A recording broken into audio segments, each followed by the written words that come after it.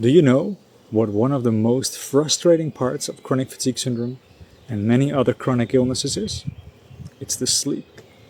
And not just the unrefreshing mornings where you wake up after 9 hours and feel worse than the night before, but also the fragmented nights, the struggle to fall asleep, and the slow disappearance of deep sleep over time.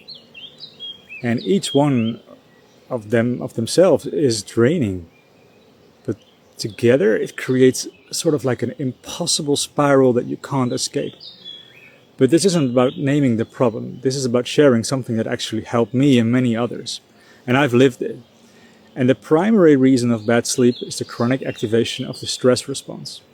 So when the nervous system is locked in sympathetic or fight or flight state, the brain produces elevated levels of stress hormones like cortisol and adrenaline. And it remains in high-frequency beta brainwaves. And that state of being is incompatible with good sleep. So the brain interprets this stress as danger.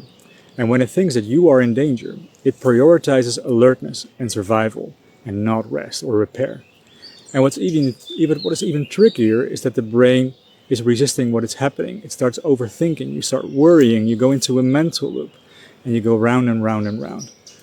So what helped me was realizing that the sleep wasn't the issue, it was the nervous system. And it was an emotional reason underneath. And by addressing the reason underneath, layer by layer, the anger, the fear, the shame, connecting with the body, helped my system to settle.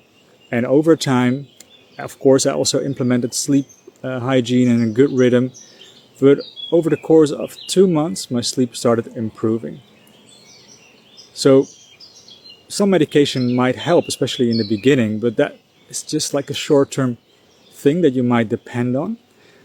Eventually, you would really need to dive into the root of the problem. And then, after maybe taking some medication in the beginning, which also interferes with deep sleep and dream states, you would slowly need to taper that. And for me, all it took was 2 months, hard work, dedication and devotion, and then I got my sleep cycle back.